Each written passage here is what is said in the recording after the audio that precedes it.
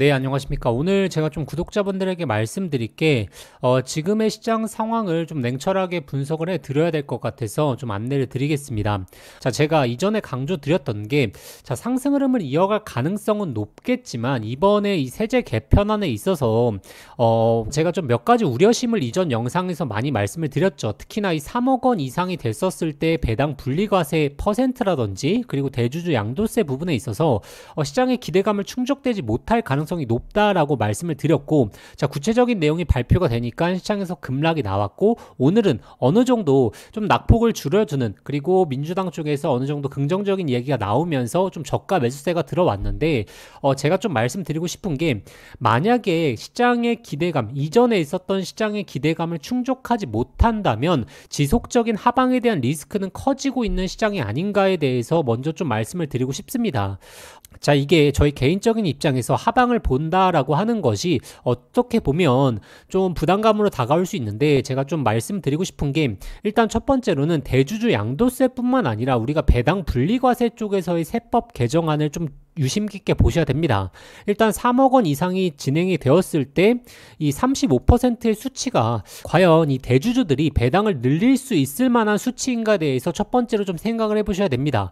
자, 결국에 이 배당을 늘린다라는 것은 국가에서 배당을 늘려라 라고 강조할 수만은 없는 부분이거든요. 결국에 어느 정도 세율이 받쳐줘야 대주주 쪽에서도 자신에게도 이득이 있기 때문에 많은 주주와 함께 나누자는 시장의 선순환 구조로 전개될 가능성이 높은데, 이번에 35%의 퍼센트는 대주주에 있어서 배당을 자극할 만한 퍼센트는 아닐 가능성이 굉장히 높은 부분을 좀 기억하셔야 될 것 같습니다. 자, 그래서 이 대주주 양도세가 어느 정도 완화가 되더라도 이 배당 분리과세의 퍼센트가 완화되지 않는다면 증시에 대한 기대감은 꺾여갈 가능성이 높다라는 부분을 좀 기억해 주시고, 자, 그리고 두 번째로는 이 미국 쪽의 고용 지표가 굉장히 안 좋게 나온 것을 확인하셨을 겁니다. 특히나 이 BLS 고용 지표에 있어서 엄청난 하향 조치가 되면서, 특히나 이번 달만 문제된 게 아니라 저번 달 그리고 저저번 달 2개월치가 급격하게 하락이 되면서 지금 3개월 평균치를 놓고 보게 된다면 이게 코로나 이후로 가장 최저거든요. 자, 이를 통해서 알 수 있는 게, 지금 고용시장이 만약에 냉각이 되기 시작한다라고 하게 된다면 금리 인하에 대한 전망치는 올라가겠지만, 이게 실업률에 대한 추세를 변경하기 시작한다면 시장에서는 경기 침체에 대한, 경기 둔화에 대한 우려심을 나타낼 가능성이 굉장히 크다. 이를 통해서 우리 증시에까지 악영향을 미칠 가능성이 굉장히 높다라는 부분은 꼭 기억해 주셔야 될 것 같습니다. 자, 왜냐하면 미국의 GDP가 발표가 되었는데 GDP 수치는 굉장히 좋게 발표가 되었죠. 자, 그런데 하반기 GDP 수치가 수정이 되면서 급격한 하방으로 내려가게 된다면, 특히나 우리나라에 있어서 GDP 수치가 좋지 못하기 때문에, 자, 이러한 부분들이 바로 달러 강세를 불러일으키게 되고, 자, 이를 통해서 원화 약세, 자, 이렇게 되면 외국인들이 순간적으로 시장에서 빠져나갈 수 있는 자금들이 많기 때문에 지금 구간에서 단순히 우리나라뿐만 아니라 미국 경기에 대한 둔화 우려까지 우리가 좀 지켜봐야 될 것 같습니다. 자, 그래서 지금 물론 뭐 세제 개편안에 있어서 지금 아마 변경된 수치가 나올 것으로 시장에선 기대하고 있겠지만, 만약에 이 시장 기대감을 충족하지 못한다라고 한다면, 자, 그래서 최근의 고점이 단기적인 고점을 찍었을 가능성이 굉장히 높다라고 보여지고 있고, 물론 상승과 하락은 반복하겠지만 이 저점을 좀 낮춰가면서 계속적으로 하방 리스크가 좀 커지지 않을까에 대해서 한 번쯤 생각을 해보셔야 됩니다. 자, 그래서 이 종목별 흐름으로 좀 보시면, 제가 항상 강조드렸던 게 있죠. 조선이나 방산, 그리고 결국에 엔터, 화장품, 이렇게 실적이 받쳐드는 종목들 위주로 보셔라 라고 말씀을 많이 드렸고, 조선주에 있어서는 하나오션 강조드렸고, 그리고 방산주 에 있어서는 한국항공우주 강조드렸었고, 그리고 엔터주에 있어서는 YG엔터나 SM에 대해서 많이 말씀을 드렸습니다. 그리고 화장품에 있어서는 실리콘투라든지 그리고 이 코스맥스에 대해서 좀 말씀을 많이 드렸죠.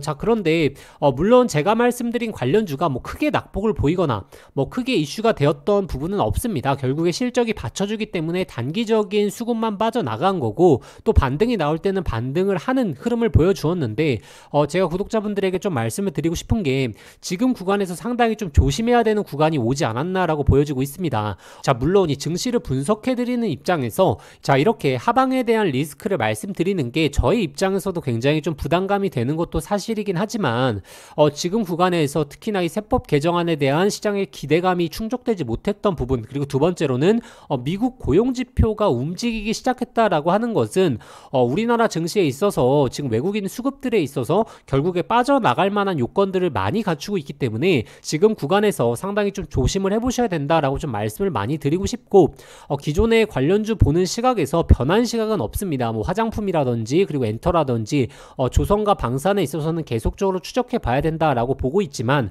지금 구간에서는 현금 비율을 좀 높이는 그러한 좀 안정적인 전략이 가장 베스트이지 않을까 싶습니다. 뭐 오늘 상승이 나왔던 섹터들 보시면 뭐 가장 핫하게 움직였던 게 결국에 뭐 엔터 관련된 종목들 좀 반등세 좀 잘 나왔었고, 그리고 뭐 풍력 관련해서도 뭐 SK 오션플랜트라든지 몇몇 종목들 움직였죠. 그리고 조선 쪽에서 중소형 조선주들이 움직이면서 결국에 시장이 기대하고 있는 건 이전과 다른 것은 없습니다. 다만 우리 증시 전체적으로 개별적인 이 세법 개정안뿐만 아니라 BLS 고용지표, 특히나 미국 경제지표에 대한 우려심이 커지게 된다면 전체적인 조정세가 나올 가능성이 높기 때문에 현재 구간에서 좀 리스크에 대한 생각을 먼저 하셔야 될 것 같습니다. 특히나 만약에 현금 비중이 없고 전체적인 시장의 포트폴리오가 만약에 종목들로 꽉 차 있다라고 하시게 된다면 어느 정도 익절과 손절을 반복해 가시면서 현금 비중을 좀 늘리는 그러한 흐름이 가장 베스트이지 않을까 싶습니다. 그래서 제가 저번 주 금요일 날 영상을 안 올려드렸던 이유가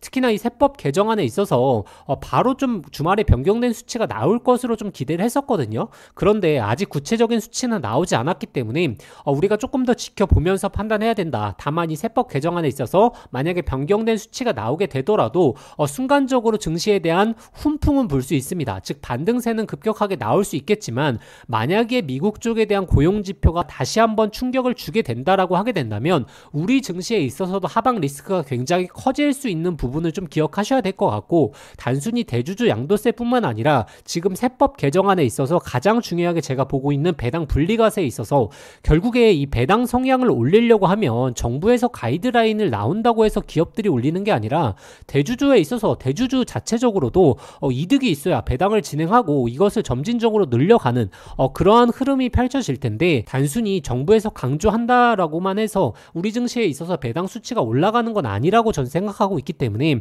이 배당 분리과세에 대한 수치라든지 그리고 대주주 양도세에 있어서 어느 정도 확정된 수치가 좀 시장의 기대감을 갖고 있는 수치가 나오기를 좀 기대해 볼 수밖에 없을 것 같습니다. 그래서 현재 구간에서 좀 말씀드리고 싶은 게 좀 리스크를 우리가 좀 최소화하는 방식으로 가자. 자, 그렇지만 우리가 계속적으로 봐야 될 것은 결국에 조선, 방산, 화장품, 엔터 이렇게 좀 4개 섹터 위주로만 좀 보시는 걸 개인적으로 추천드리겠고, 특히나 이 반도체 쪽에 있어서 품목 관세 이야기가 또 나오고 있기 때문에 삼성전자를 필두로 어떠한 흐름이 나올지는 조금 더 지켜봐도 저는 늦지 않는다라고 보여지고 있어서, 그래서 오늘 영상 좀 참고해 보셔서 좀 현금 비중에 있어서 어느 정도 좀 확보된 수치를 좀 가져가시는 게 맞다라고 좀 보여지고 있습니다. 자, 그래서 물론 그래서 오늘은 좀 종목에 대한 설명보다는 우리가 증시를 어떻게 바라봐야 될지에 대해서 첫 번째로 좀 말씀을 드렸고, 그리고 이 주도주를 바라보는 관점은 계속적으로 이어가도 된다라고 좀 말씀을 드리고 싶습니다. 자, 그래서 오늘 영상 뭐 짧고 굵게 핵심적인 내용 말씀드리자면, 일단 첫 번째로는 우리가 지수에 대한 하방 압력을 좀 배제할 수는 없겠다라는 부분 정리해 드리겠고, 두 번째로는 시장 주도주를 기존과 같이 제가 이전에 많이 영상 올려드렸던 기존 관점과 같게 가시되 지금 구간에서 비중에 대한 축소를 어느 정도 좀 하시면서 리스크에 대한 대비를 해보자 라고 좀 말씀드리겠습니다.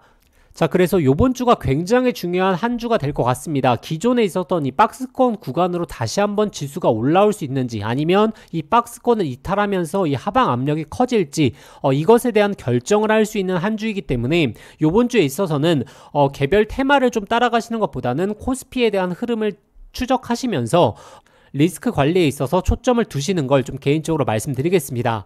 자, 그래서 오늘 영상 좀 짧고 굵게 핵심적인 내용만 말씀드렸고, 요번 주에 새로운 내용이 나오는 것에 의해서 제가 새롭게 좀 영상 분석해서 바로 올려드리도록 하겠습니다. 자, 그리고 제가 항상 강조드리는 게 있죠. 만약에 개별 포트폴리오 중에서 좀 걱정되는 포트폴리오가 있다라고 하게 된다면 제가 영상 더보기란에 저희 개인 번호 적어 둘 테니까 그쪽으로 연락 주시면 회사랑 연계해서 포트폴리오 관리 무료로 좀 도와드리도록 하겠습니다.